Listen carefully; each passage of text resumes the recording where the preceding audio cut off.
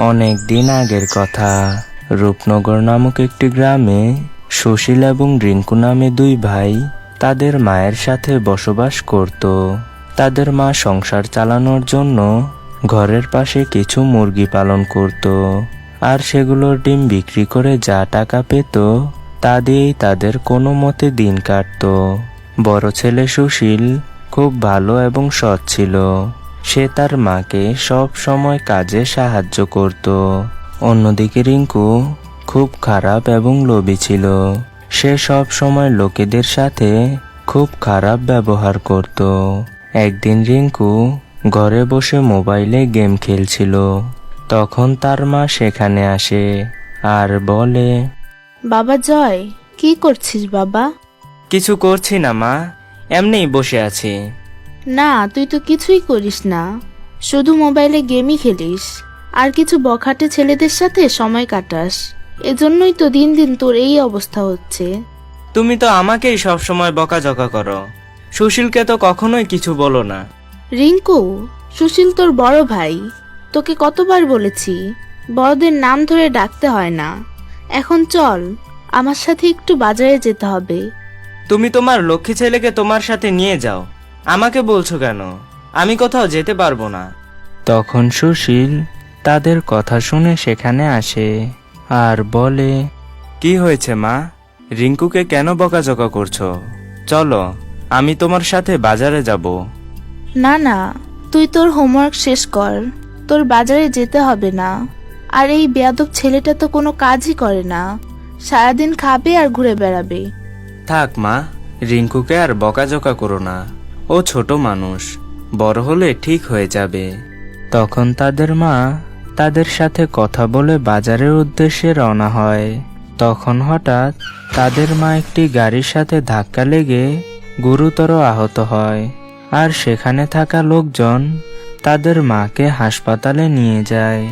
এবং তারা দুই ভাই যখন শুনে যে তাদের মা অ্যাক্সিডেন্ট হয়েছে, তখন তারা দৌড়াতে দৌড়াতে সেই হাসপাতালে আসে যেখানে তাদের মাকে ভর্তি করানো হয়েছিল। তখন সুশীল তার মাকে দেখে বলে, মা, তুমি আমাকে ক্ষমা করে দাও। আমি তোমাকে একা একা বাজারে যেতে দিয়েছি, আর সে কারণেই তোমার আজ এই অবস্থা। আমাকে ক্ষমা করে দাও মা। বাবা, আমার হাতে তেমন সময় নেই। আমি তোমাদেরকে একটি গোপন কথা বলতে চাই। কয়েকদিন আগে তোমরা যখন বাসায় ছিলে না, তখন একজন সাধু বাবা এসেছিল। আমি তার অনেক সেবা যত্ন করেছিলাম, তাই তিনি খুশি হয়ে আমাকে দুটো সোনার ডিম দেওয়া মুরগি দিয়েছিল। তোমরা খামারে গেলেই দেখতে পাবে, সেখানে দুটো সোনার মুরগি রয়েছে। ওই দুটো মুরগি সোনার ডিম দিবে। আর শোনো, তোমরা দুজন সব সময় মিলেমিশে থেকো। রিঙ্কু, তোমাকে বলছি, তুমি তোমার বড় ভাইয়ের সাথে খারাপ ব্যবহার করো না। তোমরা ভালো থেকো। এই বলে তাদের মা মারা যায়। তখন তারা দুজন তাদের মাকে কবর দিয়ে আসে আর বাড়ি এসে তাদের মুরগির খামারে প্রবেশ করে। তখন তারা দেখে যে তাদের খামারে সোনার দুটো মুরগি রয়েছে। এসব দেখে তারা দুজন অনেক খুশি হয়ে যায়। তখন সুশীল রিঙ্কুকে বলে, রিঙ্কু, তাহলে তো এখন থেকে আমরা এই সোনার ডিম বিক্রি করে খুব ভালোভাবে পড়াশোনা করতে পারবো। লাগবে না আমার ভালোভাবে পড়াশোনা, এখান থেকে আমি এই দুটো সোনার মুরগি নিয়ে যাব, আর বাকি যেই সাধারণ মুরগিগুলো রয়েছে সেগুলো তুই নিয়ে নিস। তারপর আমি এগুলোর ডিম বিক্রি করে অনেক বড় লোক হয়ে যাব। তুই এসব কি বলছিস রিঙ্কু? মা বলেছে না আমাদের দুজনকে একসাথে মিলেমিশে থাকতে? যা ভাগ এখান থেকে, আমি এই সোনার দুটো মুরগি নিয়ে আলাদা হয়ে থাকব। আমি আর কোনো কথাই শুনতে চাই না, এই আমার শেষ কথা। এই বলে রিঙ্কু সেই সোনার দুটো মুরগি নিয়ে সেখান থেকে চলে যায় আর আলাদাভাবে থাকতে শুরু করে। এভাবেই কিছুদিন কেটে যায়। রিঙ্কু সোনার ডিম বিক্রি করে অনেক বড়লোক হয়ে যায়। একদিন রিঙ্কুর কাছে সেই সাধু বাবা আসে যে তার মাকে দুটো সোনার মুরগি দিয়েছে তখন সাধু বাবা রিঙ্কুকে বলে, বাবা, আমি অনেক ক্ষুধার্ত, আমাকে কিছু খেতে দিবে? কি? আপনাকে এই ঘরে প্রবেশ করার অনুমতি কে দিল? আপনি জানেন এই ঘরের দাম কত? যান, ভাগেন এখান থেকে।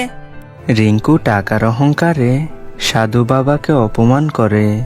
এতে সাধু বাবা অনেক রেগে যায়। তোর কাছে এসেছিলাম আমি কিছু সাহায্যের জন্য, আর তুই আমাকে অপমান করে বের করে দিলি।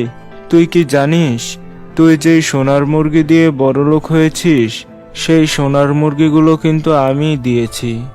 আমি শুধু তোর কাছে এসেছি তোকে পরীক্ষা করার জন্য, কিন্তু তুই সেই পরীক্ষায় উত্তীর্ণ হতে পারিসনি। যা, আজ থেকে আর তোর কোনো মুরগি সোনা ডিম দিবে না। এই বলে সাধু বাবা সেখান থেকে চলে যায়। আর কিছুক্ষণ পর সুশীলের বাড়িতে আসে। সুশীল সাধু বাবাকে দেখে তার সাথে অনেক ভালো ব্যবহার করে, আর সাধু বাবাকে অনেক খাবার খেতে দেয়। তখন সাধু বাবা পেট ভরে খাবার খায়। সাধু বাবা সুশীলের ব্যবহার দেখে অনেক খুশি হয়। খুশি হয়ে সাধু বাবা সুশীলকে বলে, বাবা, আমি তোমার ব্যবহারে অনেক খুশি হয়েছি। আচ্ছা যাও, আজ থেকে তোমার খামারে সব মুরগি সোনার ডিম দিবে। আমি চাই তোমার এর পরের দিনগুলো একটু ভালোভাবে কাটুক। এই বলে সাধু বাবা সেখান থেকে চলে যায়। আর সুশীল সোনার ডিম বিক্রি করে অনেক বড়লোক হয়ে যায়, এবং অন্যদিকে রিঙ্কু ধীরে ধীরে অনেক গরিব হয়ে যায়। তো বন্ধুরা, আমাদের আজকের এই গল্পটি এ পর্যন্তই। আমাদের আজকের এই গল্পটি যদি তোমাদের কাছে ভালো লেগে থাকে তাহলে ভিডিওতে অবশ্যই লাইক করবে, এবং তোমরা যদি আমাদের চ্যানেলে নতুন হয়ে থাকো তাহলে আমাদের চ্যানেলটি সাবস্ক্রাইব করবে। তো দেখা হচ্ছে পরবর্তী কোনো ভিডিওতে। সবাইকে ধন্যবাদ। আসসালামু আলাইকুম।